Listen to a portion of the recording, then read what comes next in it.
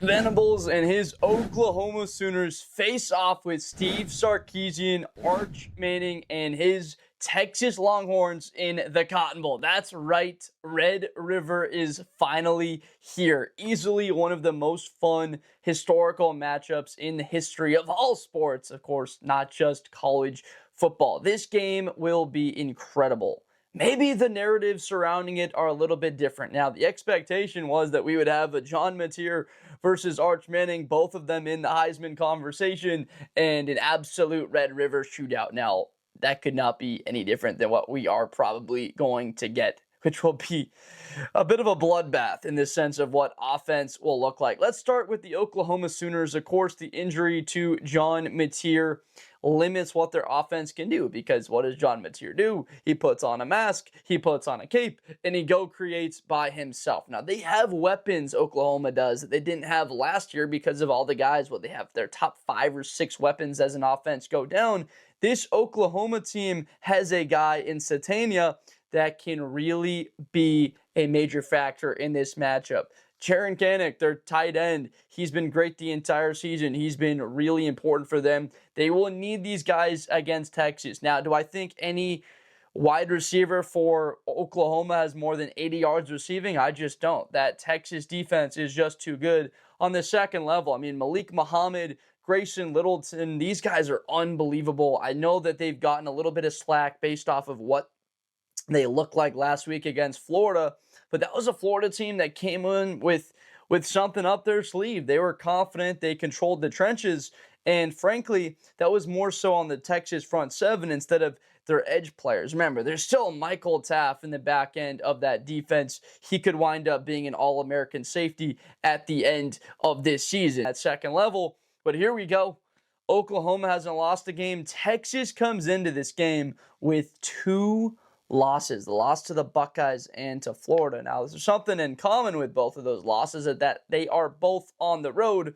This isn't a road game, but it's also not a home game. This thing will be just about split 50-50. Now, for Arch Manning and Texas on the offensive side of the football, the guy just doesn't look like we expected him to. The comfortability in the pocket when you get sacked 6 times, when there's 7 tackles for loss, you could put Patrick Mahomes back there and he's going to even look more uncomfortable because he's just going to immediately try and leave and create and do something unbelievable.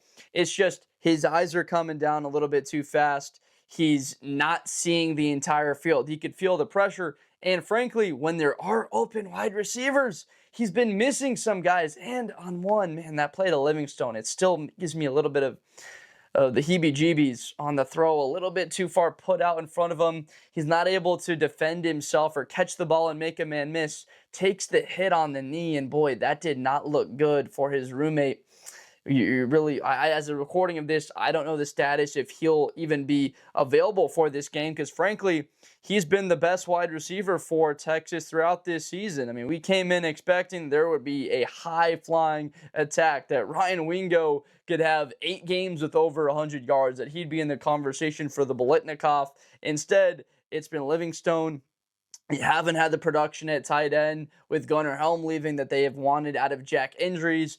The run game, you came in saying, all right, here we go. This rushing attack with Wisner here, with CJ Baxter back will be spectacular. Again, that's not been there. This offensive line has struggled consistently on the season. It's tough because Arch had only been sacked the first 3 games, and we did not know how much this team would struggle going up against a very good front, which is Gums, Tyreek sat for Florida.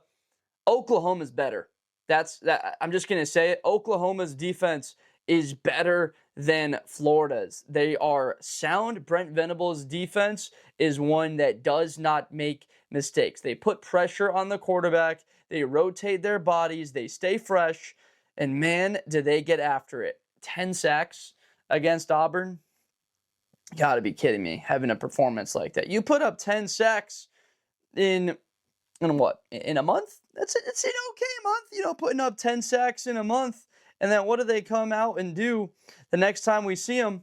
They have 5 sacks against Kent State. You know how many tackles for loss they had?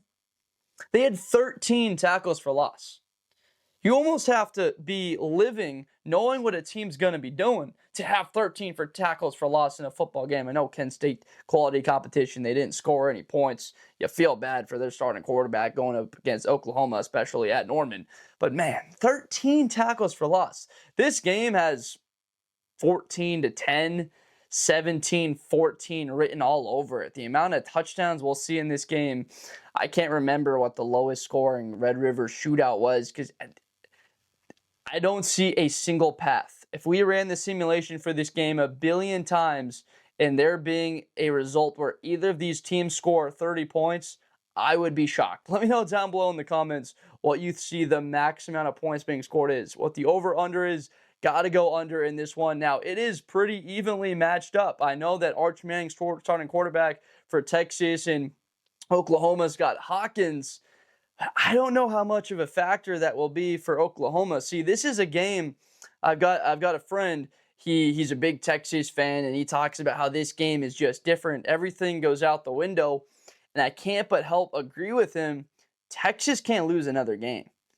I don't see a path where Texas goes 9-3 and they get into the college football playoff, especially if they're not playing for an SEC championship game in some sense. And you're still looking at A&M, Georgia on the road at Sanford later in the season. This is a must-win for Texas. See, Oklahoma without John Mateer, they want this game as bad as any. Probably at the end of the year, this is the one game if they could have, they'd want the most. But if you could win this game without John Mateer, could you imagine the type of confidence that Oklahoma would have? We won that game without Batman, and we had Robin in at quarterback, and we still beat Texas. They could hold that over Texas forever. We beat a Manning with a Robin in the game. Could you imagine? And no shade to Michael Hawkins. You know, he's still a superhero at the end of the day. Am I right? But the way that Oklahoma, how do they find a way to win this game? I can't see a manner in which it's not 4 to 5 sacks. It's not 2 takeaways, picking off Arch Manning, a strip sack on him, or forcing a turnover. It really comes down to the simple stuff. It's third down, turnovers, execution in the red zone. Who can score that touchdown when they do have the sustained tries? Because I'll tell you, we're going to see probably 14 punts in this game, back and forth.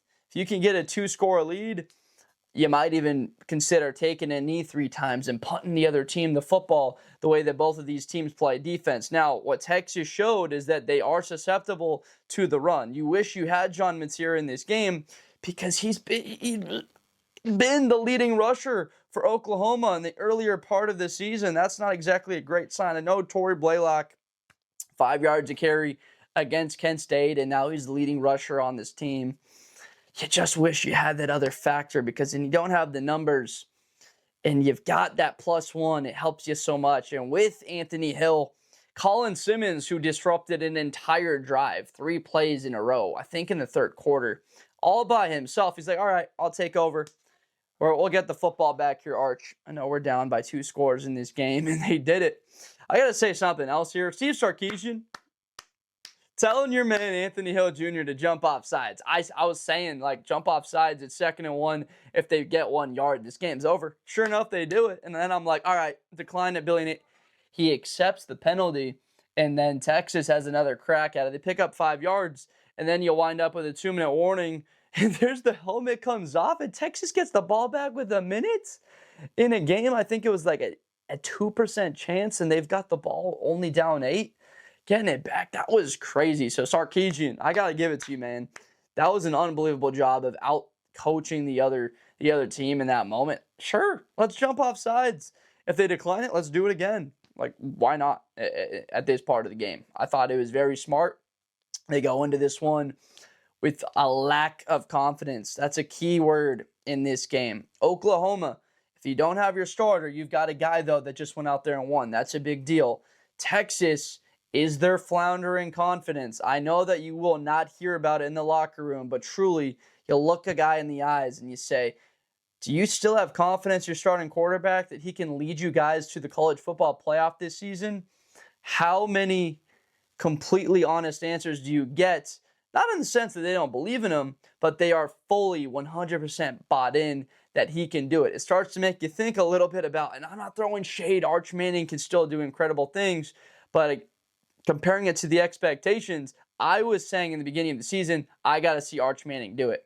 I'm not going to go out here and crown the guy the Heisman Trophy before I've seen him play on the road and then go play against Florida, who even if they were 1-3, went out there and showed that they still are a good football team, that how deep the Southeast Conference is. And before I hear any of it, look, Penn State just lost to UCLA, so apparently the Big Ten's pretty deep too. Probably not as deep as the SEC, but look, Oklahoma, how can they attack Arch Manning? It's pressure. Seemingly one-on-ones for Texas, they're just not winning. Arch Manning hasn't been accurate enough. I'm coming out. I mean, six-man pressure, go man-to-man across the board or cover one behind it. You might get gashed a couple of times by Arch's legs, but I'm putting pressure in his face, and I'm saying, hey, all right, you just gave up that many sacks to Florida. We're a better defense. Yeah, we're going to come at you. We're going to come at Arch Manning. I really believe that will be the game plan. Taking the fight to them, that's what it takes to win these games. Dylan Gabriel going out there and winning that Red River game 2 years ago against Texas, who goes to the semifinal game, that wins the Big 12, and they knock off Oklahoma State, blowing them out. That team took the fight to Texas. They went out there and won it. In a manner, this game could come down to a drive. I think it could be 17-13. Texas with the lead. Hawkins gets the football back with 2:36 and a timeout to go the length of the field to go win the game, a chance to do it. And I don't think that he has enough to be able to do it. I think Texas wins this game by a score of 17-13. They scrape by in Red River and keep their season alive. But is this the best defense that Texas has seen? They have seen the Ohio State Buckeyes so far this season, which is a team that's given up 5 points a game. You scored 7, so you're already ahead of the curve. And it was on the road, too, so probably scored 10 points at home. But, man, I can't believe that we're getting this game already. It's already this part of October when we get Red River. I'm fired up. 17-13. Let me know down below in the comments who you think wins this game. Is it Oklahoma? Am I wrong? They pull it out in Red River, and they're a bona fide top 5 team in college football? Or does Texas bounce back, save their season with the win in Red River, and Arch Manning can prove himself and get it? I have not written off Arch Manning yet, I got to tell you. I've been waiting for this game, Red River, against Oklahoma in the biggest stage of the season for him. Like Ohio State, okay, the most people watch, and you got 23 million people watching it, but Oklahoma, this is the one that fans want, that the boosters are full eyeballs on as much as they were Ohio State, but like they can't be losing to Oklahoma.